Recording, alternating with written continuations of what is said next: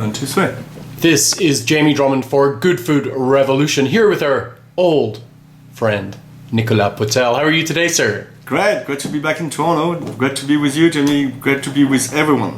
Now, tell us a little bit about the 2017 vintage, because it's been quite interesting.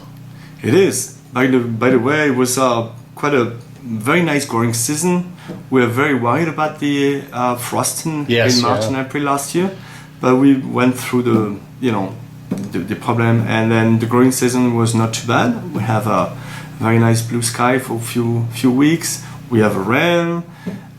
Then the flowering was beautiful. So we have a very even flowering, which means that for the harvest it was much more easy, for date of pickings and all the things. And then the end of growing season in August was beautiful. We have a bright September.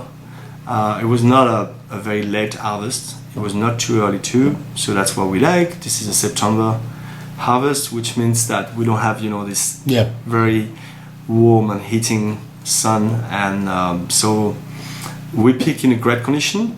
The grapes were very, very nice. I mean, we didn't have rust and things and bad problems in the vineyard. So at the end, the grapes were beautiful. Sorting table, that was very easy. I think the whites, I don't know exactly now, but I think the whites will look like maybe the 2014. Oh, really? And they have this elegance, beautiful acidity, like we do every year, with the natural wines. So we don't push them. There is no batonnage or anything, and they really, really go through the process. They might be quite early bottling, but that's what I said all the time. And then at the end, we always leave the wine in tanks a little bit longer. But at the domain, it's easy. We just leave everything 1 year in cask, and then after that, we decide what we do in tanks. So we see for the whites, but it looks like a very top vintage.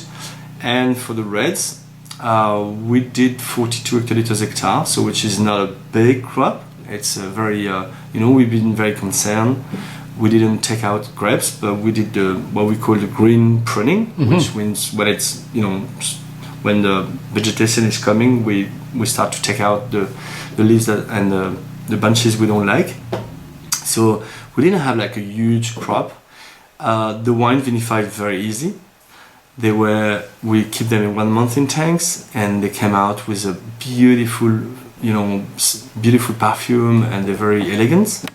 And now, after malolactic, we didn't add any sulfur during the vinification, and we had the sulfur only after the malolactic, and now they really changed, the color came out. They took a long time really to really show their potential. Comparison of vintage, it will be complicated for me, but we will see. We need another few months before we decide, what they look like. But at least for the fruit characters, they will be very, very Pinot.